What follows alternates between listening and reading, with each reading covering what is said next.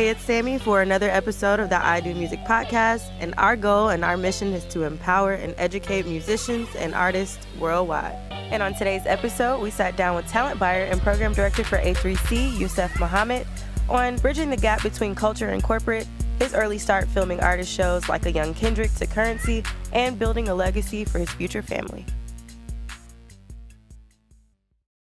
Hey, it's Sammy for another episode of the IdOMUSIC podcast, and I'm sitting down with the current program director for A3C, but he has a long list of talents from event curation to talent buying, and the list goes on, but we'll get into that. Yusuf. Hey. How you feeling? I'm feeling good. Every day is a new day, so, if you're up, you're blessed. So is it Yusuf Muhammad or is it Yusuf Yui? Because I have... So my full name is Yusuf Muhammad. Okay. Raised Muslim, so I have a Islamic name, but my nickname is Yui. It's it's a nickname that was given. People have variations of Yusuf. Of course, when the Soulja Boy's song everybody was making those jokes. But Yui, it comes from my late aunt, and when I was younger, my uncle used to call me Yubi, like Yubi. I don't know where the B came from, but he would call me, he would call me Yubi all the time. But my aunt would always call me Yui. And I think I was doing a internet radio show. And at the time it was like kind of buzzing in Philly. And at that time, I think she just, as I'm remembering the story of how people started calling me it, a friend of mine's called in and said, Yui, don't try to... And it just went from there. Like, everybody was like, Yui is your nickname? And that just blew up from there. Yeah, because that's your name in my phone, and I always thought it was your last name. Yes. Because, I just didn't know. I was just like... But then I was reading an article on you, and I was just like, it says Yusuf Muhammad, so I'm assuming that that's his actual name. Okay, good to know. Well, but Yui is the nickname, yes. So, first off, if you had to answer the question of what it is that you actually do, aside from your title, what would you tell people? I would say, for a long time, I would always say I'm a culture curator. That's what I would say, even though, of course, both words have gotten worn into the entire ground. But I would consider myself to be an authenticator. That's something that I've been trying to figure out the word to describe it. And I think that I'm big on creating authentic events and moments, experiences. Yeah. You know what I mean? Yeah. And if when people see me, or if I'm out and I'm doing things like that, they'll say, I remember when I went to, man, that night was, like, that is all I need to hear. Right, like, that reminds me that I remember I did a New Year's Eve party at this warehouse back in, 2012. We destroyed this warehouse. Like, it was, I was on my Instagram, and I found this picture where I had, a before, during, and after. And people still to this day are like, yo, that's one of the greatest moments. New Year's Eve I've ever been to. Dope. We had champagne coming from the ceilings. It was it was crazy. It was crazy. Where was I? Where was this at? We literally, it was the craziest party ever. What city? It was in Philly? This was in Philly. Wow, yeah, that's dope. Was in Philly, yeah. So I can say I remember when I met you. Okay. Because I heard great things about you. I have a lot of friends that are from Philly. I went to school in DC, so I guess may have probably been following you on Twitter because you have quite the viral Twitter. I was gonna pull up some tweets. Yeah, but, what's so crazy is it's these different worlds, but they all kind of collide to be me. But they're literally all different worlds. Like, there are people who say, "I know you from your events." There are people who say, "I know you from a friend of a friend." There are people who say, "I know you from an article." But then there are a lot of people who be like, yo, I know you from your tweets. Like, literally. Because he tweets, y'all. He tweets some of the most outlandish things. But it's it's not outlandish. It's just another perspective. But it's usually about relationships. It's about women. Yes. Men. A lot of it is just questioning why we do the things that we do. Exactly. Yeah. So I started following you because I'm like, who is this guy? So then I had the pleasure of meeting you here in Atlanta when you were working with the artist Distorted. Yes, visual artist. Yep. Yeah. So she obviously has really dope artwork, and she's doing really great now. A mother, she's doing great things. So I was just interested to see, and then I had no idea you were like managing and like kind of helping with that tour. Right. So when I met you, it was just like so authentic. You were just very like willing to give me your number, like talk to me. Like we didn't really have nothing to talk about at that point, but it was just like you were very keen on like building relationships. Absolutely. And I'm happy you said that. I was having a conversation yesterday and I was saying I give my number out too much, but I give it out so much because tomorrow's not promised, you know what I mean? True. And it only takes one conversation to create an opportunity. And I've learned that throughout my life, that you be careful with who you curve. Be careful with who you don't know who that person is. I mean, using this as a perfect example, us sitting here, 90% of the artists that are on these walls I've worked with and booked. I've heard about this place. I've never been here. Had it not been me giving you my number at the Distorted Art event, who knows if we would even be sitting here. That's true. So it's like something as simple as that. It might develop years later because I wasn't living in Atlanta, but look at where we are and look how we're having this conversation. So as I've gotten older, I've started to pay attention to that more. Like no one, I saw Ninth Wonder. He had put up a tweet talking about that the no handout culture is bullshit. You are going to, at some point, someone's going to help you. Right. There is the self-made is not really self-made. If you create something and people buy that product, even if you create it on your own and people buy that product and you become wealthy off of that, they helped you. By buying you're not self-made. Exactly. That's that whole like. You didn't just wake up with the success that you have. It took bodies, it took humans, it took people to support you for you to get to where you are. So absolutely. Your nails are incredible. I'm sorry. Thank you. Yes. It's Dragon Ball Z. Yes. Shout out to my nail tech. Yeah. She's awesome. Okay, so let's start from the beginning. Yeah. Because I read something interesting today, which I didn't know, that you graduated from high school like extremely early. Like when most people are graduating in coming into ninth grade as a 14-year-old, you were leaving. In college.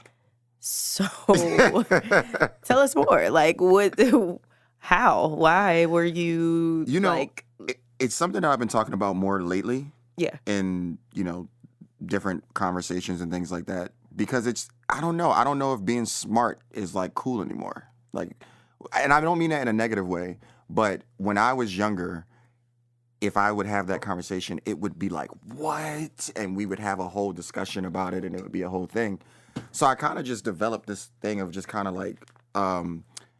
hiding it. I just didn't talk about it. Not that I'm ashamed of it. Yeah. It just wasn't something that became a topic of discussion a lot. So I just kind of kept it hidden, and it's popped up in different forms, and it's become it's something that's kind of blessed me. And that was the reason why I talk about it now more often, just to let people know that more so you never know where people come from, and second of all, for me to kind of explain a little bit of why I think the way that I do.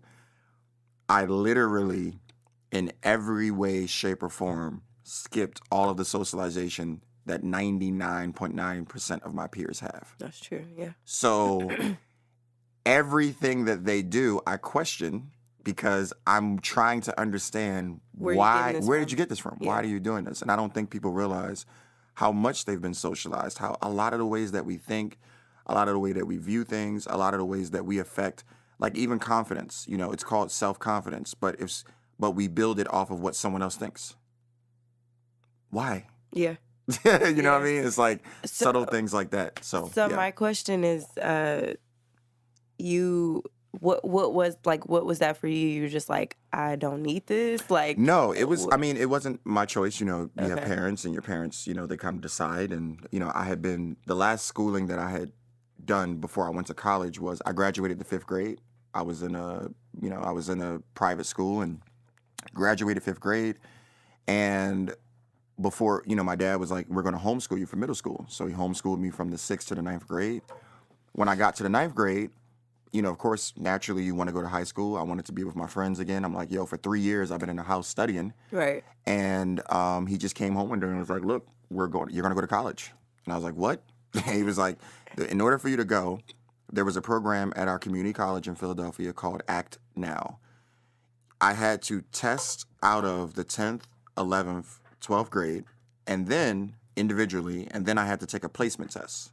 and that placement test was going to allow me to go into college. So Wow. I took the test for 10th grade, passed. Took the test for 11th grade, passed. 12th grade, passed. And then I passed the placement test by like 2 points. And that was it. Got my high school diploma at 14. That's crazy. Yeah. That's dope. When you said that you kind of like just hit it or didn't really talk about it, I immediately thought about the fact that we really, in the music and entertainment industry, don't have such a lot of us are educated, but a lot of people who are successful did not go to school, did not finish or even think of going to college. So I can understand why that's not in the conversation. Yeah. But for somebody who graduated high school at 14 and then gone off to college, what were you studying? Why? Like, how did you end up? Because to me, it sounds like your dad was like, okay, you're going to be a doctor or like, you know what I mean? You're going to go, especially if you're taking on education so young. My dad wanted me to be the next, Bill Gates. He was like, that's what you're going to do. I knew how to take, I don't know if I still remember, but at that time, I knew how to take a laptop apart, put it back together. I knew how to take a computer apart, put it back together. Mm-hmm. Like, he was pretty much, raising me to become this kind of tech person. Right. And then life just kind of happened. It was like, you went to school, and I was in school in college, 14, 15. 15, incident in my life kind of altered just everything. And then I left school. I leave school. I'm running the streets. It was, it was during the fucking, the state property era. So, I thought that it was, that's what you're supposed to do. Run the streets with your dickies. And dickies are pants for anybody who's listening. These are pants that people would wear back in the day. Yes. And if you saw somebody wearing dickies, they probably was from the hood. You know what I mean? So, people used to like take a dress shirt and just tuck it into their dickies and then like go to like a job interview. A job interview for sure. Yeah, that was like a thing. But I was just, running the street. I'm from the hood, so it was like I was free. So I kind of just got, the streets took me under, you know what I mean? Yeah. And I was deep in it, way deeper than I needed to be. Too many incidents where I almost lost my life. And the most compelling thing that happened, and it sounds like it's out of a movie, but it was real, was my best friend from when I was like 2 years old. I'm just kind of giving you a timeline so you can kind of understand how I got to music. Mm-hmm. My best friend who was like, and I've always been into music, but my best friend, since I was like 2 years old, we were 17, and he had a full scholarship to go to college. And he literally had the "what the hell are you doing?" conversation with me, like, what are you doing? You know what I mean? I looked up to you. You were in college and blah, blah, blah.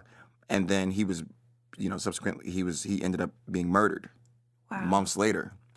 So my best friend gets murdered, and that was it. That was the point when I decided, okay, I'm going to go back to school. So I go back to school. I'm in school, and I ended up getting a job. And so I got a job in the electronics field. I kind of had to wait until I was like, should I still be going to school or should I just go take this full-time job? So I took the full-time job, and I did that for 4 years. Got fired. That was the first job I ever was fired from. Got fired from that job. And I ended up going back to school for, because I didn't finish that degree for engineering. Mm-hmm. I took those credits and I transferred them over to film school. So that's what my actual degree is in. My degree is actually in film, photography, media. I worked for MTV. I worked for BET. I've worked for all of them. Like I put my work in the film and photography world. I basically started gathering relationships. So I was like, how do I combine my love for film, my love for photography with my love for hip hop, my love for music? So I started going out on the road with artists, and I started doing recap videos for them. And this is back in like the Facebook era. Mm-hmm. So I was just Facebook messaging different artists and saying, hey, I'll do this for free. For free, I will go out on the road with you. I will take my little RA checks that was like $300, a month, and I would take the bus. I would take the Greyhound, but I would go out there. And I have some crazy stories of artists that I worked with from the very beginning. Like I did stuff with Currency.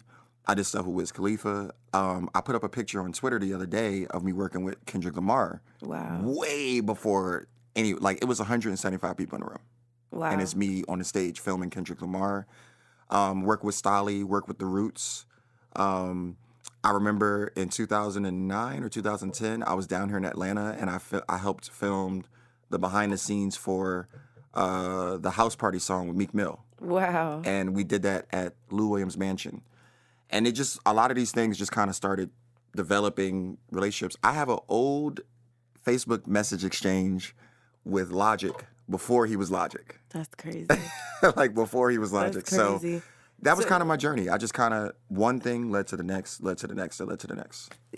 Destiny. Yeah. I hope. Probably. And we're probably, I mean, it's crazy because I'm sure you're going to go full circles back to what your dad's dreams were of you being in the tech industry because of how, I'm manifesting that for you, but like, just because of how things work. Like, you know what I mean? Like all of the things that you set out to do, even the hardships that you faced, all impacted where you are today. So that's absolutely great to know. I had no idea. Yes. So I have like 30 questions after that. But so you're from Philly. Philly and New York, only because I spent a lot of time in both. Okay, so which is typical usually, like a lot of people who live in Philly or vice versa, they're traveling back and forth. So people forget how impactful your city is, though, especially with music, like real music, like instrumentalists, vocalists who are, come from Philly, like my favorite Pink. This is my favorite artist of all time. The entire industry, Philadelphia is involved in it somehow. Right. So tell us why or what it is about Philly, because I mean, like we can go into Atlanta culture later and like what brought you here, but tell us why Philly, you think, in your opinion, has like this like history of real sonic, like real music. So what's interesting about Philadelphia is we're like the little cousin of like, New York City, right? But we don't have the offices. We don't have the access that a lot of people do. So a lot of times we kind of had to become the best of the best, if that makes sense, to be recognized and to be able to go different places and do different things. And I think that that's the reason why, like, it's not even, like, it's just a hard-working town. It's also a town that you're lucky to make out past 18. And I know every city says that.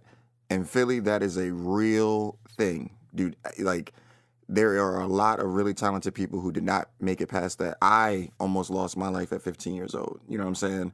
But luckily, survived, didn't die, and was able to live to where I'm at. But I always think back to that moment, and I'm like, I wouldn't have made it past 18. I was 15 years old when it happened, and I would have been gone. That would have been it. There would have been none of these things that happened would have occurred. And so that's like a real thing in Philadelphia. So I just went back home for a week last week. 2 rappers I know got shot. One of them died. A cousin of mine's got shot up 4 times in the neighborhood. This is in 1 week. That's the type of stuff that will give you PTSD. Right. And I don't think that we talk about it a lot. We just kind of, as men, we just take the loss. We cry about it. We keep it moving. Right. I'm just not of that. I believe that I try to at least carry on the legacy, or try to, I don't ever want to forget those people or those things that happen, or the people that I've met that unfortunately, they're not here anymore. But I think with Philly, I think that that's just we just kind of have this very, I was just tweeting about it this morning. I was saying I could never, ever I could never make it out and then not be home to help those who may not have quote unquote made it out and are just staying in the city. I could never do that. And I can name generationally, there's a lot of people who are my age who come from my era. They left and just never came back. And I just think that's so fucked up. I just think that I could just never do that. So forever, I don't care. I'm not going to live in America my whole life, but even if I move out of America, I will make sure that I still am doing and producing things home. In Philly. I appreciate that because for a long time, I guess personally, I was away from home, like be at school, trying to make it to New York, trying to do like all these things. Trying to get comfortable in this chair. I'm sorry. No, I'm good. I'm going to do this. I'm going to do like the cool lean back. Yeah. Yeah, like I was running away from home, and then like I realized when I made it back to Atlanta, I'm like, dang, ain't nobody here from here. So how do we, I guess, keep the culture of Atlanta what it is? Home is where you practice. The world is where you perform. And that's kind of how I look at it. And I also kind of look at it as you don't want to die local. You know, you want to make sure that if you go out every day that you're granted, which I think that a lot of people just kind of gloss over. You just wake up and they just live that day like, you know, tomorrow's promised. And I'm like, that really is not the case. That's true. And I always laugh. I have a joke with my friends where I say, I would hate to go out, like, I call it going out sad. Like, I would be so mad if I didn't do every day what I love to do, or who, you know, if I didn't continuously manifest who I want to be, and then I go like in some weird way, like I slip and fall or some shit. I would be the one going to heaven like cussing, like, motherfucker, I wasn't done. You know what I mean? So it's like, I just think that, you know, for those of us who are from places like Atlanta, I'm always, it's my friends who are from Atlanta, they always be like, yo, you look at us like we're like wild animals. And I'm like, no, it's not that. It's not a rare, because I meet so many people in Atlanta that are not from here. Right. So when I meet someone who, wild was the wrong word. No, I know when what I you meet, mean, when I meet people who are actually from Atlanta, I have a million questions. And they're like, okay, I was a child when Outkast was around, bro. Like, right. But I'm like, but tell me about the music and the feeling. Like, did you? What is it? Were you in the Bombs Over Baghdad video? Like, I'll be asking a million questions. Funny story about that song, though. I tried out for my 6th grade, or my dance team in middle school. I didn't make it, but to that song. To be on the video? No, not to be on the video. To that song, though. So that just tells you, that's like, dope. Yeah, that means it's in your blood. So It's in it. So, I've always, from the Philly and New York side, a lot of them didn't really appreciate the South. Mm-hmm. I've always been a music head, so I've always been listening to Southern music, from, you know, Cash Money to the Dungeon Family, the entire Dungeon Family. People only talk about, you know, of course, Outkast is dope, but I'm like, there's a lot of artists, you know what I mean? Like Slim Calhoun's one of my favorite fucking rappers from back in the day. Yeah, that's what's up. He got this song called "It's Okay." It's one of my favorite songs. It's a gem. It's a gem. Yeah. That's what's up. Tell me the process, because, okay, I have, like, the timeline of, like, where you went from Philly to, or just, like, really being all over the place, but based in Philly to, like, Vegas when you were doing Jam Fest, and then now Atlanta. But, like, tell us what you're doing right now and, like, why you decided to take that leap from Vegas to Atlanta. Vegas was a loss. It was a win and a loss. And I saw somewhere where somebody was like, people aren't real because they don't tell you their losses. Man, I could sit and have a whole dinner about the amount of things that I've lost. I just don't. It's fake. It's fake. It's like you're wearing a mask to act like you just win every day. No, I took a big fucking loss. I lost $70,000 in Las Vegas, and I was not gambling. I was doing events, and really what it was, you know, an event can be a success. There can be many people there. But if your overhead is more than, you know, your profits that you bring in, it's a loss. Mm-hmm. But I don't look at losses like negatively. So it's like I can talk about that with the same hypeness that I would talk about with a win. Right. Which is why I still talk about Jam Fest, which is why I, you know, tell people about Vegas. So really what it was I went there. I only knew 3 people. I basically started networking, meeting, you know, working with different folks. There was a local promotion company there. I kind of came with the context and the funds, and we just started doing amazing things together. And I'm so grateful because I was some random guy from, you know, Philadelphia who kind of came into the market, and they embraced me. And it's a whole world there. I mean, it is its own world in Las Vegas. It is.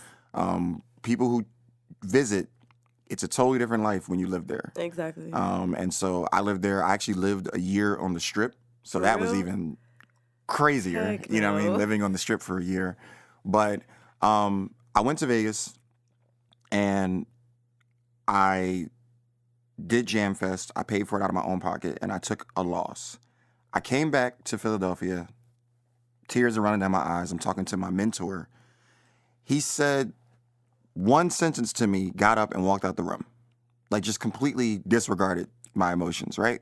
But what he said to me showed me it was such a lesson in what he said. So I come in there, I'm like, man, I don't think I could do this anymore. I think I'm done. I got to figure out, where my next move is going to be. And I'm just devastated. I took this loss and I really thought it was going to work. And I didn't give up soon enough. And I just forced it.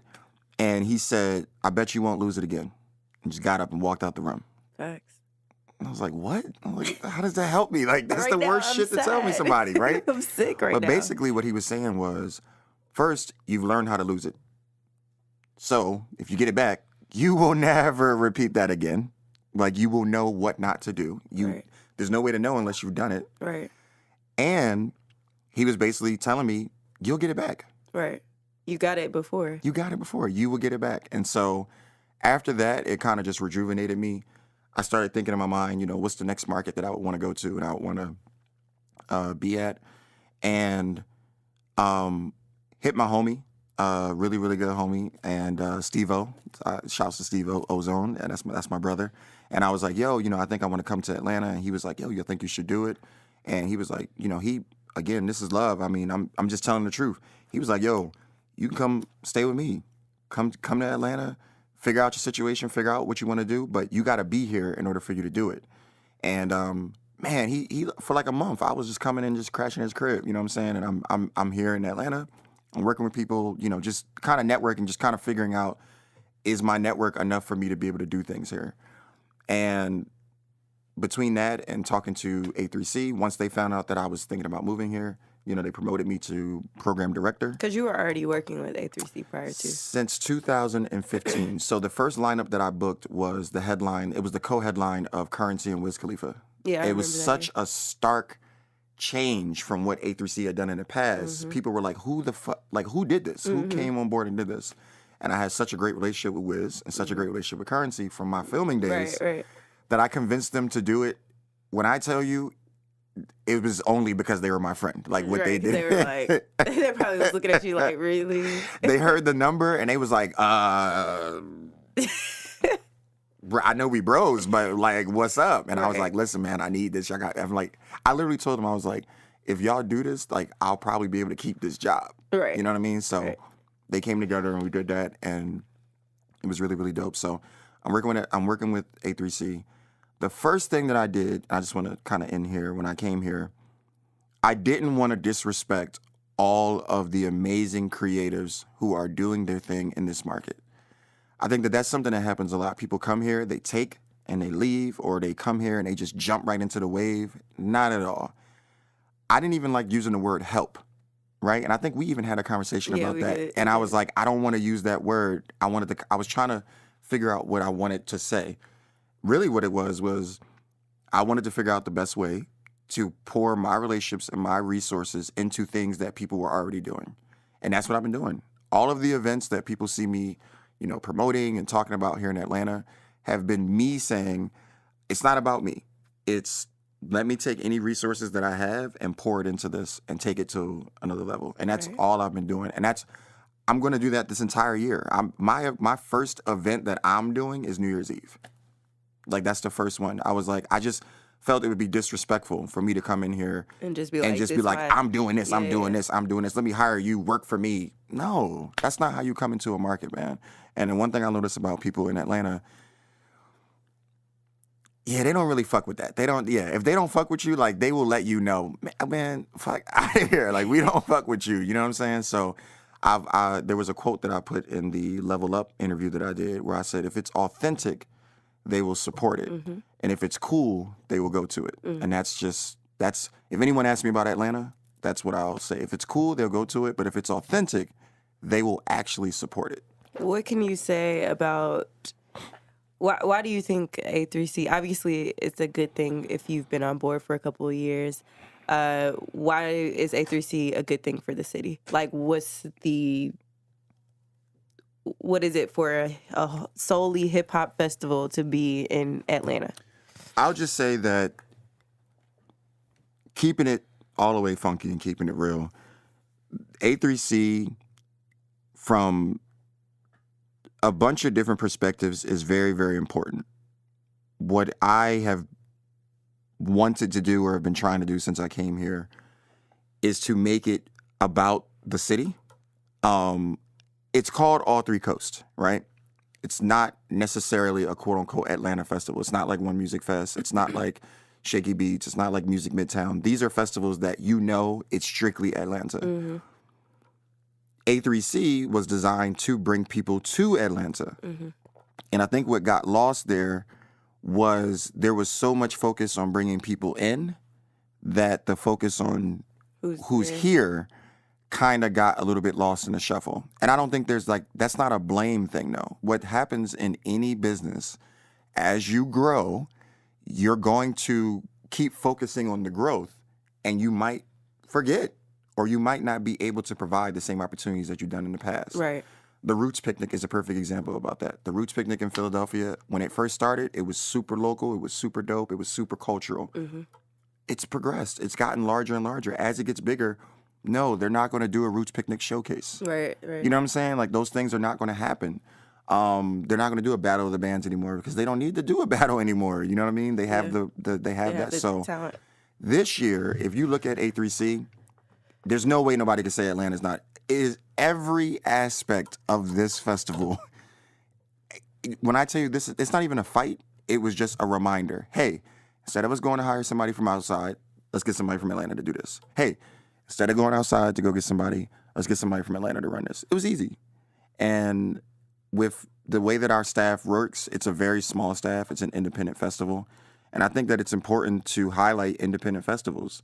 There are a lot of festivals who have these huge budgets. The South by Southwest is these, even One Music Fest, who have these huge budgets to do Rolling Loud. That's not how this company is ran. It's literally ran off of creatives working together to come together and do dope things every year. It's relationships, it's conversations, it's, so from a cultural perspective, I think A3C is very, very important here. I just think that it's just important that we highlight Atlanta every time because this is where it is. Right. If we were doing it in Baltimore, I want to highlight Baltimore. Thanks. If we were doing it in, LA, I want to highlight LA. So I think I think that this is a gift and a curse. It's a gift and a curse that it is independent and cultural because we get so much more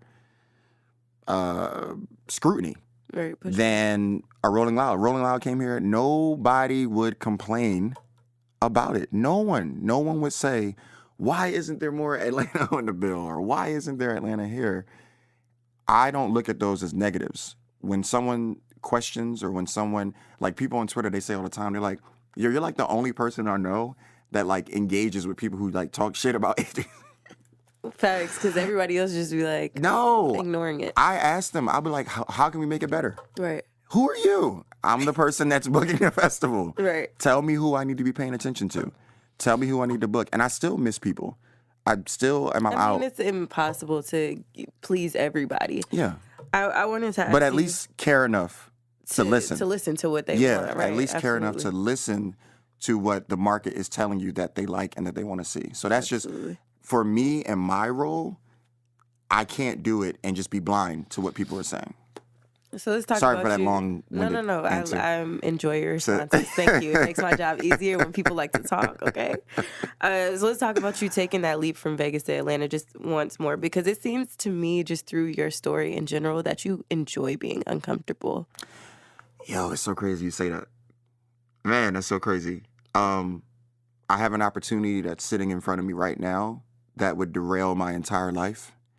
And I was saying, why am I so afraid of it? And it was pretty much because I haven't been uncomfortable in a long time, but I'm not afraid to be uncomfortable. Mm-hmm. That makes sense. It does.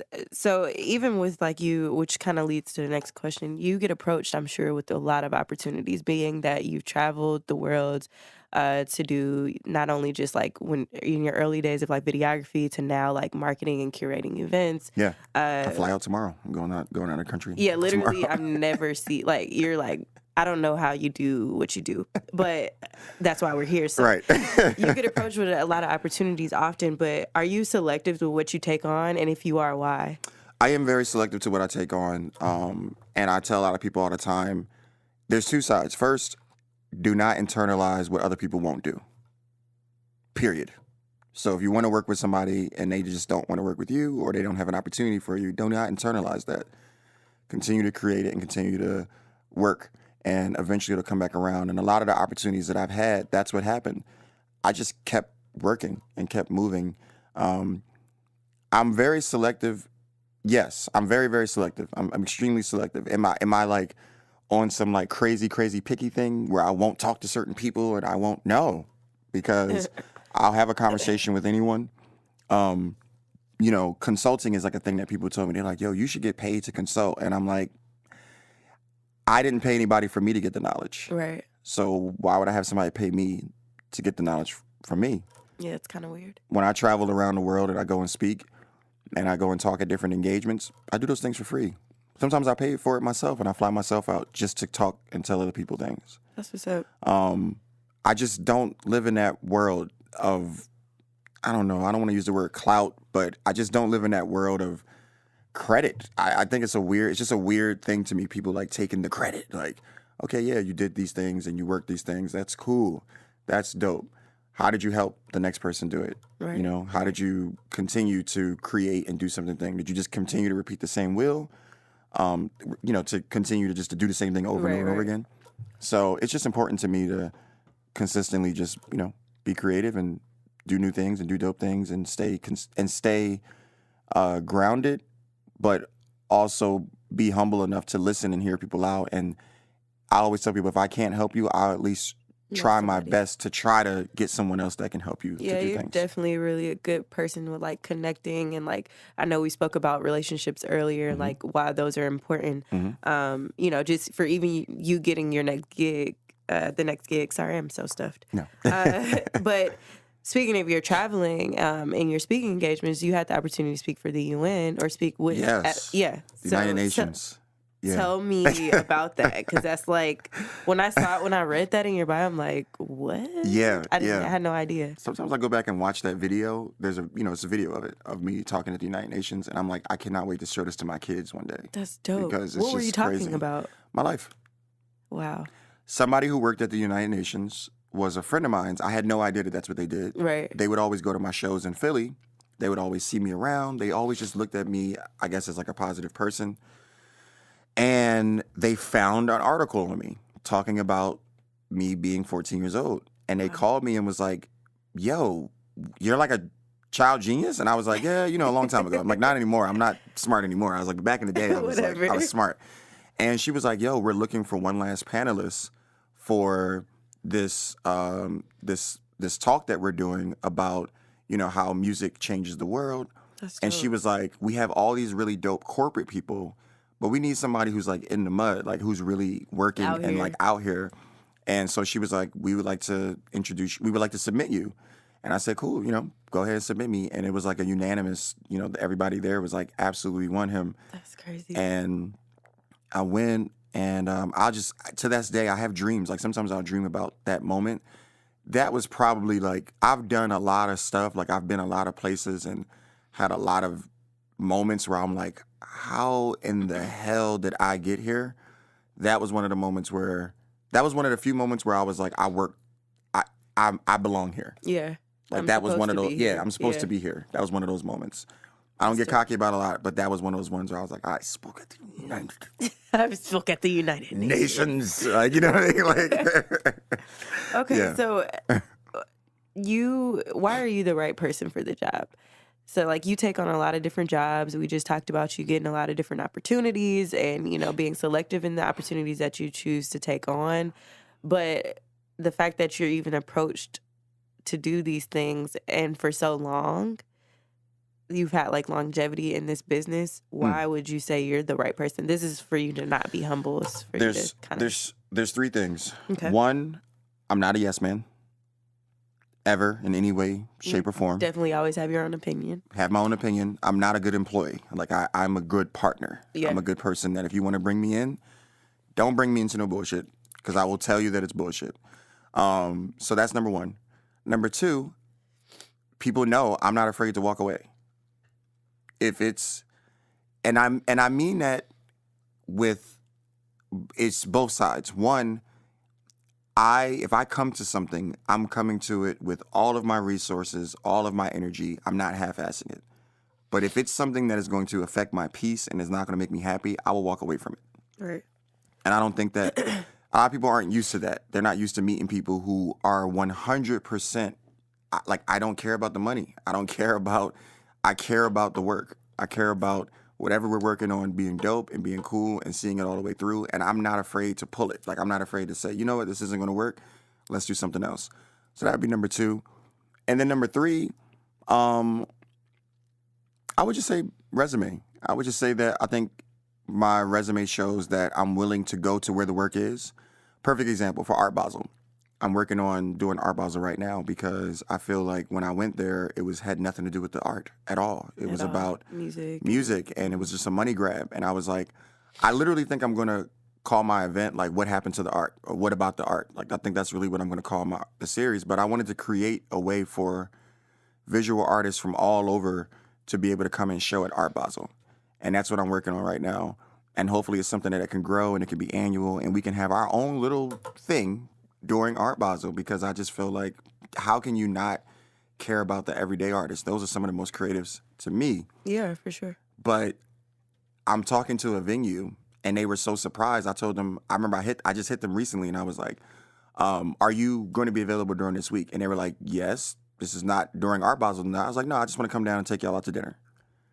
We'll come, take y'all out to dinner, have some conversations, figure out how we can work together and how we can do dope things. And they were just kind of floored by that. But you have to spend money to make money. Absolutely. And I look at that as an investment. Mm-hmm. I go down there, I take these people out to dinner, I have good conversations with them. I show them that I'm willing to stop what I'm doing. I'm asking them to take their time out of what they're doing. I'm making it worth their while.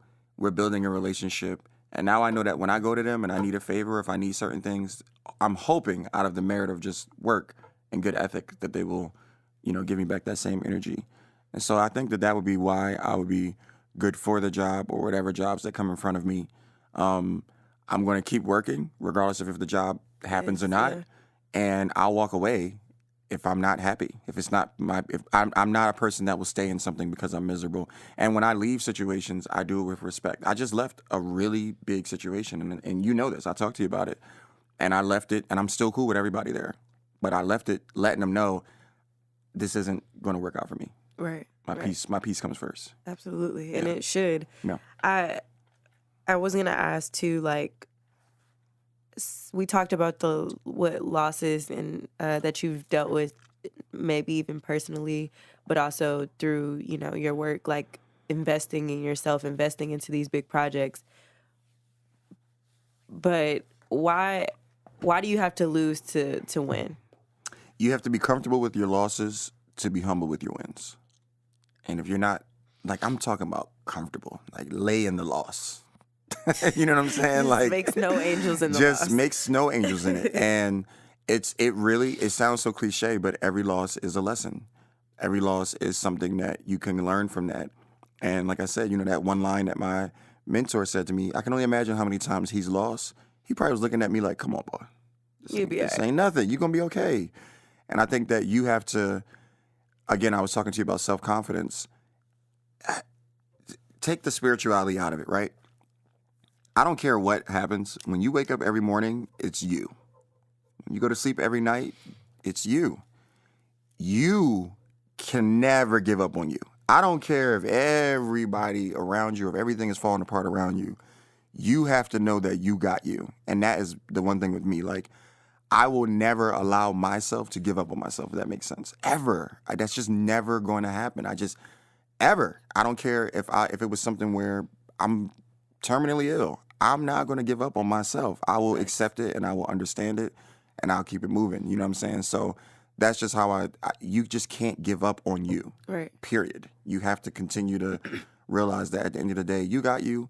And of course, whether you're spiritual or religious, God got you too. But just keeping it to the straight up facts of just one-on-one, every day you wake up is another opportunity to create. And I tell people, if you know what you want to do, right, you're living in your purpose. Any day that goes by that you're not doing something that adds to that is a waste. You've wasted the entire day that you were granted. I don't like to waste my days. So You spoke a lot about your mentor, and in that very important one line and dip he gave you. Talk to me about some people that have helped you or like, inspired you or influenced the way that you even do business on the way. Oh, I got a long list. I'm sure, but let's just do some shout outs. Man, I can just shout out, of course, my mentor, Taib Smith.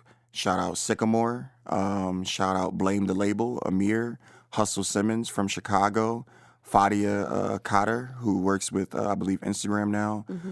Really? Yeah, even Mike Walbert with A3C. Certified Pat and Lake and Drama and Don Cannon and what they do with Generation Now. My goodness, my homeboy Osman over at Lunchbox, who has Lunchbox Studios. Everybody I work with, yourself, Portia Marie. Shout out Milk and Cookies. I mean, everybody from Rolling Loud to, Matthew Morgan over at Afropunk to my guy Brandon at Broccoli City to my homegirl Cicely at Art of Cool. Like, I can shout out for days because every single person that I interact, Ye Ali, who's a singer, Xavier Omar, Masego, Goldlink, these are people that I consider friends in the industry, managers, that I've met, Will, Wiz Khalifa's manager, Musa, Currency's manager, like all of these people, Black Thought, and the entire Roots crew. All of these are people who have helped me, and I believe that your mentors do not have to be people that you've met. That's what people don't understand. Sometimes you meet them and that ruins the fucking, that'll ruin the whole experience. So your mentors don't always have to be people that you've met. What is one thing that all of those people have in common?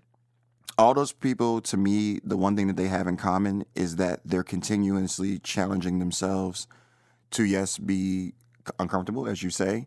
And a lot of them are, believe it or not, to me, those are the legends. Like, those are our legends. People might look up to someone because they have a certain name or because they have a certain money.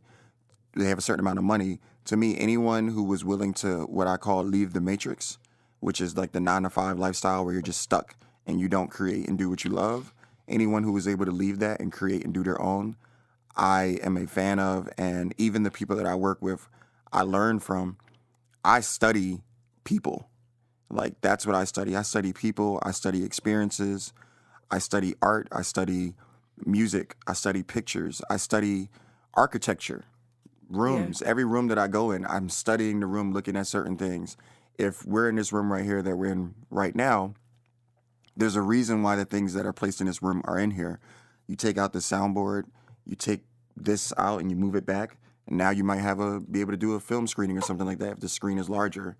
This is the entire design of, this would be an amazing room to do filming in. You know what I mean? Like, I just look at everything every day. I write out activations, how people write out songs. So in my phone, I think I have 173 activations. Every day I'll just come up with a new one. And I'll be like, oh, pizza party. But you do this or you do that. Oh, shit, listening event. But what if the listening event was here with this, and that? And I write it down. Just so on deck. Like, I have no idea when I'll use it. I have no idea who I'll meet, but I keep it on deck because if I meet a water company and I come up with an event that involves, giving back to the youth or giving out water or talking about health, there you go. I already have one in the tuck. That's what's up. The idea guy. Literally, like, you always have something else on, like, so let me ask, what is your why? What is something that motivates you every morning to get up? I know we kind of hit on a few things that I could probably assume your answer, but what is your why? When I was younger, in my 20s, I'm 32 now. When I was in my 20s... You act like you like... Listen, when I was in my 20s... He's like, yes, I am 32. Way back in the day. Whatever.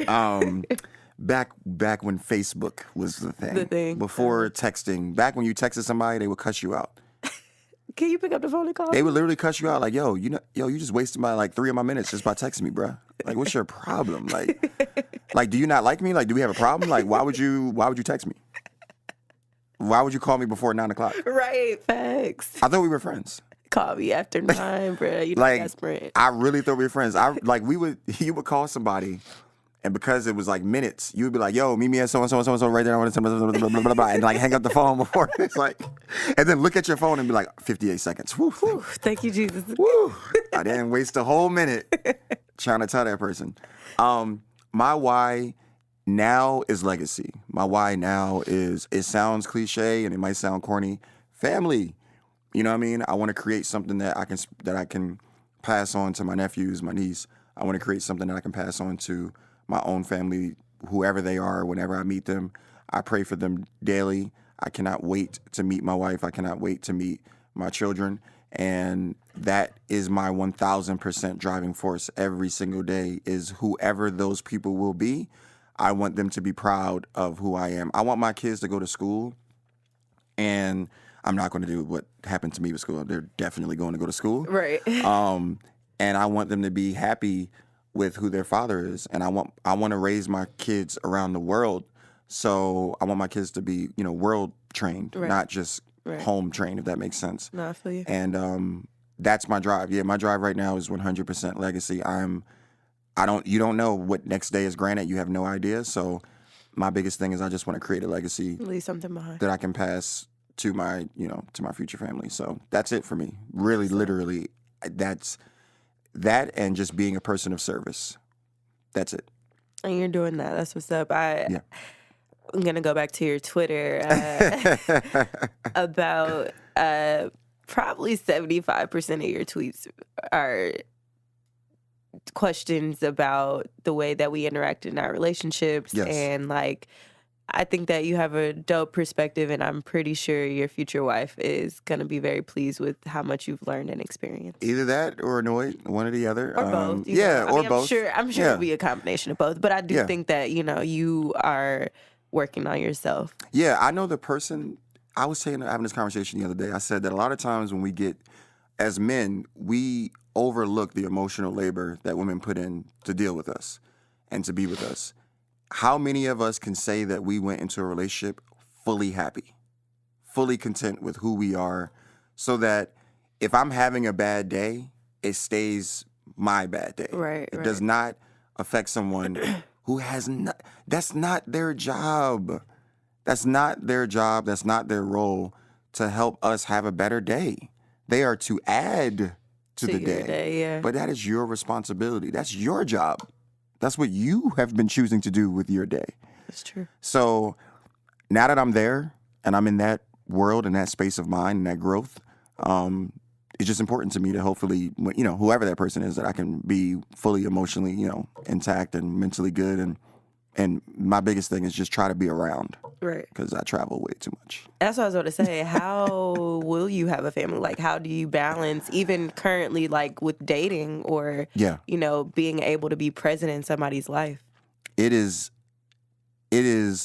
So I believe my mom used to say, what did my mom used to say? She used to say, there's a quote she used to always tell me,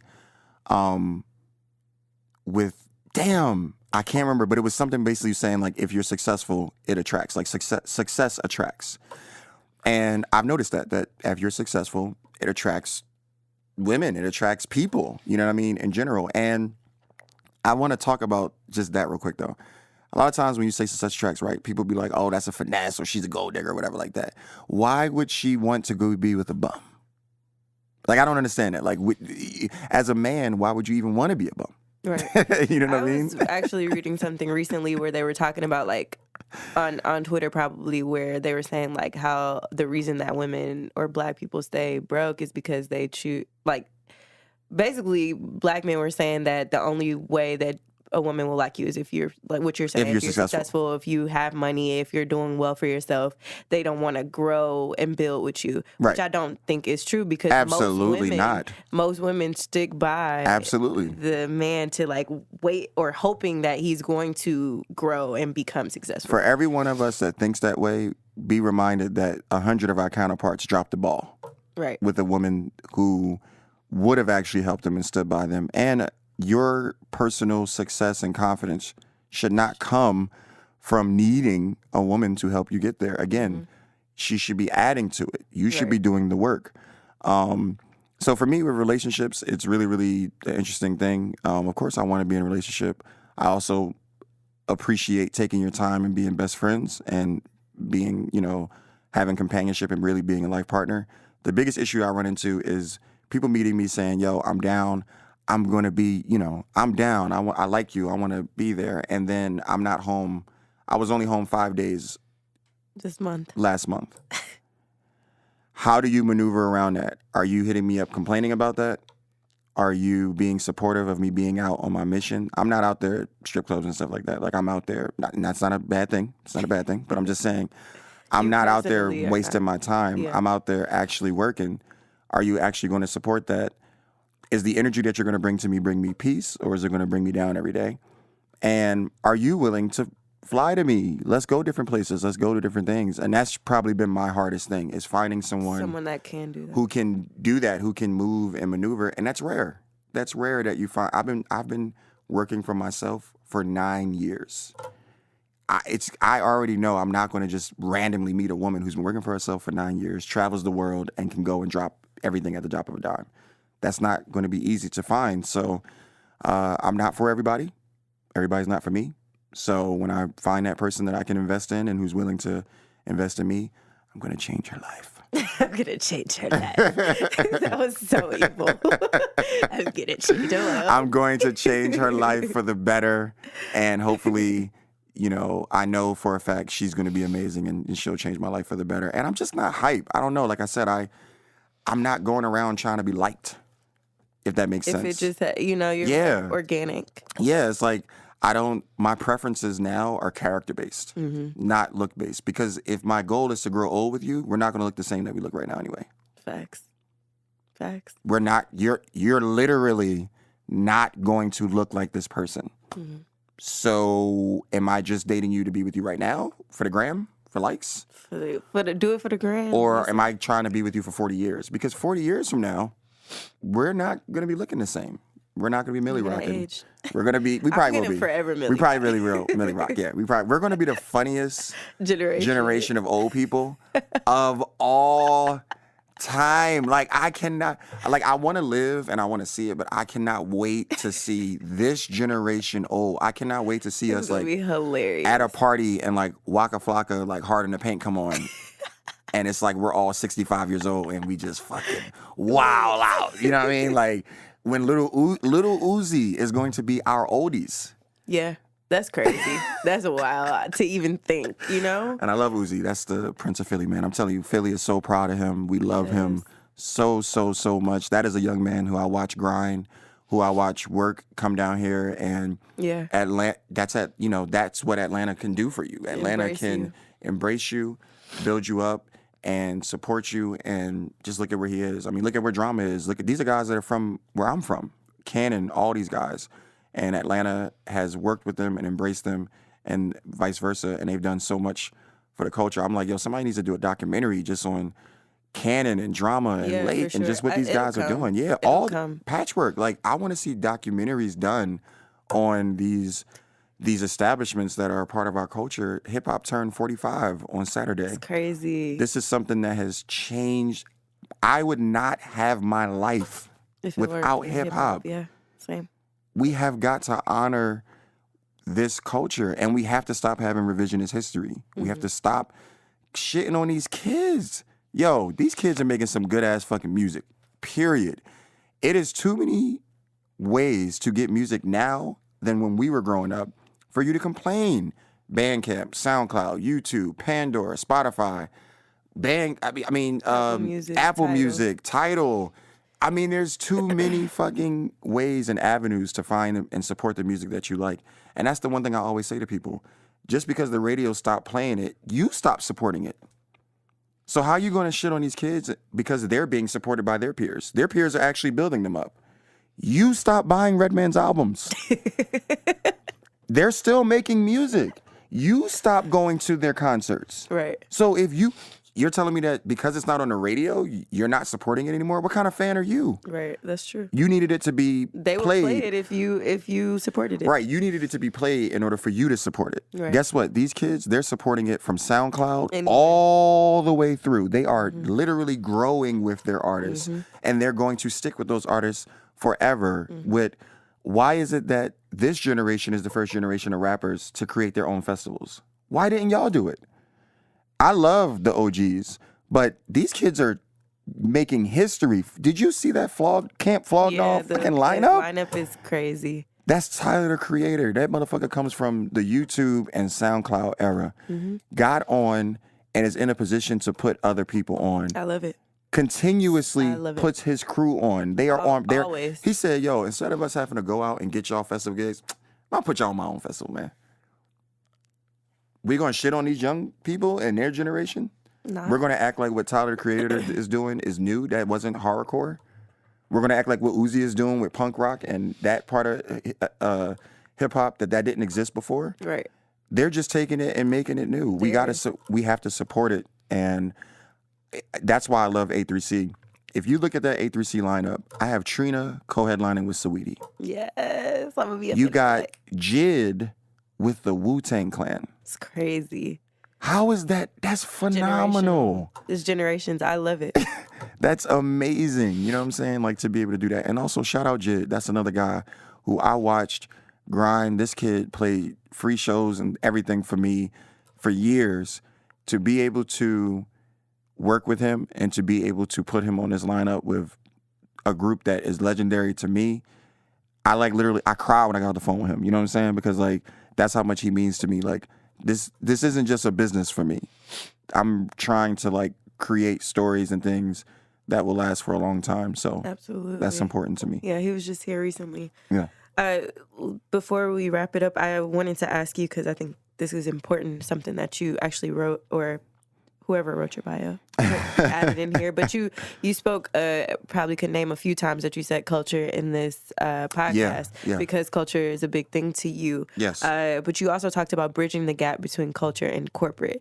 So having the relationships, like you said, if you had a relationship with the water company like Essentia or whatever, but being able to, like, bring that in or tie that into, like, our culture. Absolutely. How will you aim to do that, and why is that so significant for you? When you insert culture, you remove color. Perfect example for us as Black American Africans. That is what we are. I don't give a fuck how much you want to deny it. And I'm Black. I'm not an African. I'm Black. All right, well, take me to the country Black. And then, we can go hang out at Black if that's where you're from. We are Africans. Everything that we do, our style, our dress, our lingo, our dialects, it's African. We are tribal by nature. That's what we are. And it's copied by the entire world. We have to consistently take control and also continue to adapt and move forward. It is what it is. Like, that's what I tell people all the time. Are you going to just sit and complain about what it is, or are you going to adapt and figure out a way to make it your own and figure out a way to make it your best, and make it the best, and make it something that continues to live on? Again, I'm 32. Hip hop is 45. Just think about that. Right. Take your age and then put it into the genre. That's how long it's been around. That's nothing. Like 4 decades. That's it. So this is so early. We have a chance to create history and do things that will be studied when it reaches 100 years. Right. We won't be here. I don't think we'll be here for that. But when it gets to the 100th birthday of hip hop, the 100th birthday of this culture that we've created, and it is the most dominant culture on the entire planet, what would we have done to contribute to it? Exactly. Rap is something you do, and hip hop is something you live. It's a great quote from KRS-One. And that's something that I keep with me, and it stays with me forever. So I live this, and because I live it, and because it's something that means a lot to me, whether I got $50 in my pocket or 50,000, I'm going to still be involved in it. Whether I work with A3C or I don't work with A3C, whether I'm traveling or I'm just in one place, I'm going to continue to add to this culture that brings us all together, that brings creatives together, that people that might not know each other, people who normally, I'm a social loner.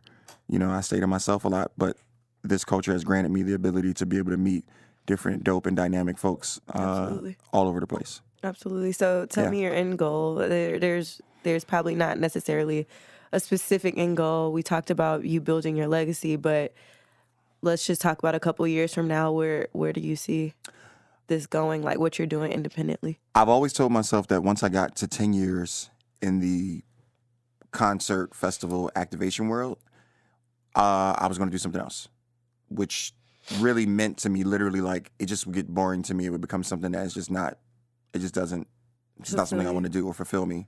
So I think the next transition for me is the label side. I think the next transition for me is directly pouring my resources into artists, helping. Artist development isn't really there anymore, but I still think that there are ways to creatively develop an artist and build them up through the different networks that we have today at our disposal. There's a creative way to develop an artist without having them, sit in a room and rehearse for 27 hours a day. There are other ways to build an artist up, to have them on shows, to get them to the concert level, to get them to the media level, to build up their SoundCloud listens, to, organically build their following. And I think that that's really what I want to be involved in. I want to create events around artists and what they represent. So a perfect example, like someone like a Trippie Redd, I would want to sit down with him and I would want to literally figure out activations that would communicate his energy and his music in a physical space. Mm-hmm. And then pair that with corporate. Pair that with these brands, because a lot of the branded stuff that I see is whack as fuck. I'll be like, I can tell that you've never been to a dope party. You just built this shit off of some fucking shit. Like, what? It's corny. Like, this stuff be so corny. So I'm like, the only way that you can, they'll come to curators to help promote it, but they won't come to curators to help build it. Plan it, right? Exactly. And so that I want to change that. Yeah. I don't want to work for any of these like big companies. That's not my goal. My goal is to be able to bridge the gap. And perfect, for A3C, shameless plug. I have a workshop that I'm doing, and it's literally called Invest Atlanta, bridging the gap between corporate and culture and corporate. Dope. On the panel, dope influencers and dope suits who would never talk to each other. But I wanted to put them in one room because I want the people who are in the suits to hear what the influencers go through. Absolutely. And I want the influencers to understand and hear what the business side and what they go through. And realize that if you send an email and it doesn't get answered, it doesn't mean that they curved you. They might not even have the budget. They might literally love your idea, but they can't afford it. For the other side, if the business is going to somebody and that curator says, nah, I'm cool on it, doesn't mean that they hated the idea. You might not just been able to come and be able to build what they wanted to do. You might have restricted their creativity or their freedom. Mm-hmm. So I just want to kind of bridge that gap, and also stop this fake shit that happens where somebody from the culture, they get to a job and then they forget about everybody. Which I think is so fucking corny, man. I think that's so fucked up. Like, I remember when you used to just do showcases.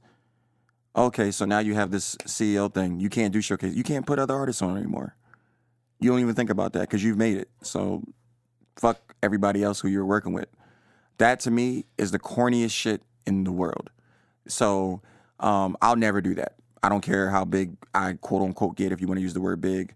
I don't care how established I get in this culture, in this business. I'm never ever going to stop trying to provide opportunities for the next generation that's coming in and doing things. And I mean that. Like, I literally do that every single day. Yeah. Not taking credit, not doing it for clout, but doing it because that's my purpose. That's what you want to do. That's what I want to do. That makes me happy. It makes me really happy when I can call someone and say, yo, I might not have no money, but I can put you in a room and I know for a fact that you will get value out of that room. And they're screaming into the phone like, thank you so much. And I'm like, no, thank you. Don't thank me. Thank you. Thank you for existing. Thank you for being you. Thank you for having the passion that you do. Thank you for being a creative, because the fact that you're just doing it, you're already winning. Right. Most people talk themselves out of it. And that goes back to that, that self-confidence. Yeah. You are just doing it, okay? Y'all make sure y'all go to A3C this year, all right? That's all I have to say about that. Y'all make sure that y'all support. It's year to year. Yeah, you support Yusuf in all of his endeavors as well, because, we have some fun things coming up, exciting things. And thank you for booking me. Oh, absolutely. Absolutely. I immediately was thinking of, I haven't seen a festival purposely book an entire stage that is giving praise to women in hip hop. And that was something that I had inserted and I fight for at every festival that I'm involved in. Whenever you see the lineups, look at every single hip hop lineup. And this is another reason why I say, I don't know, I can't understand. I can understand the A3C, the flack that A3C gets. Of all the hip hop lineups that you look at all the women that are on ours and look at the rest of the hip hop lineups. Right. It is the most inclusive of any. If you don't even fuck with A3C, at least support that. Right. Yo, you know what? I'm not going, but that's dope. I can fuck with that. I can support. Okay, you know what? I think hands down, most people are like extremely excited about that. It's on us as well, though, because sure. what we have to do is, like I said, we have to build with it. We can't put everybody on. We can't take every videographer that is in Atlanta and say, we're going to put you in our pit. It would be 3,600 people in the pit. Exactly. We can't do that. But what we can do is we can try to help things. We can try to establish things. The call that I was on before we even started this podcast was talking about literally purposely inviting and curating an experience that with the 30,000 people that come into town for A3C, how do we get the top, I hate to use the word top because that separates, but I'm not into separatism, but how do we get dope people all in one room and talking to each other? Where we're purposely telling, like I'm literally telling somebody, I'm not giving you a backstage pass unless you go to this. You know what I'm saying? Like that is something that we need to do. So with A3C, I'm hypercritical from the inside. I'm the main one starting arguments at the office because we just can't forget home. Like, and I say that with respect. You know what I'm saying? You cannot forget Atlanta. And I also believe that I hope that I don't get killed for this, but I gotta say it. We need to expand. Dunwoody, Sandy Springs, Buckhead, Vining, Smyrna, Savannah, Georgia.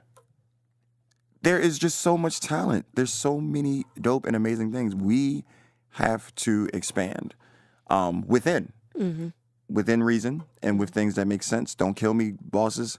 But I feel like that's the next step. I think the next step, next year will be 15 years. Wow.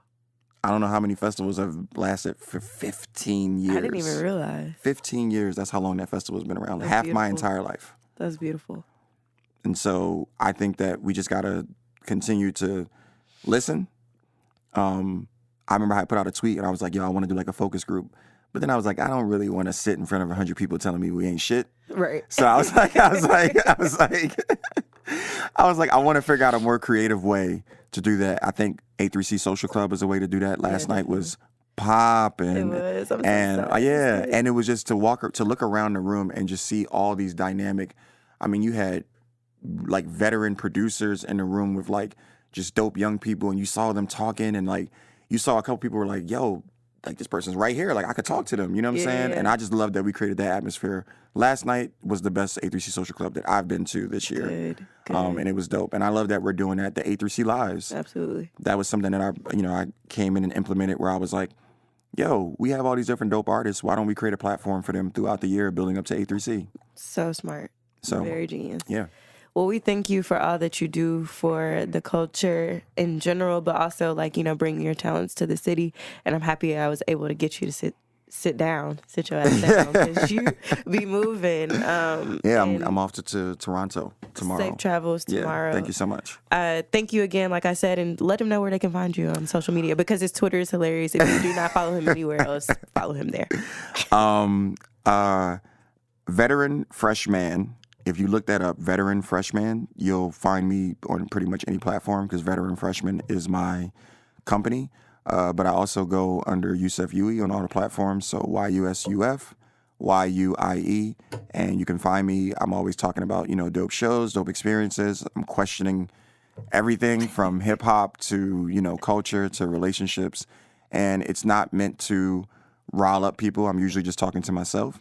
But it's also I want people to think, especially young people, of why we do the things we do. Why do we care about so many things that do not matter? This shit doesn't matter, bro. Like, we're black. you know how dope and cool we are and how fucking dynamic and amazing we are? You woke up black today. That in itself is a fucking masterpiece. Absolutely. So all you got to do is just go out there and establish it into the world every day, the masterpiece that you are. I don't mean to be cliche, but I just got to end it there and let people know, like, yo, we matter. You know what I'm saying? We don't need to ask other people for permission to matter. We matter just by waking up every single day. So continue to create and continue to be the best person that you need to be. Thank you. I appreciate you. We'll have to do a part 2 because, there were so many things I did not talk about. But thank y'all for listening. As always, you can find this podcast at IDM Podcast on Instagram, as well as myself, Sammy Approved, on all social media platforms. And we thank you for tuning in. We thank you, Yusuf. Thank you so much for having me. Yay. Appreciate it. Peace.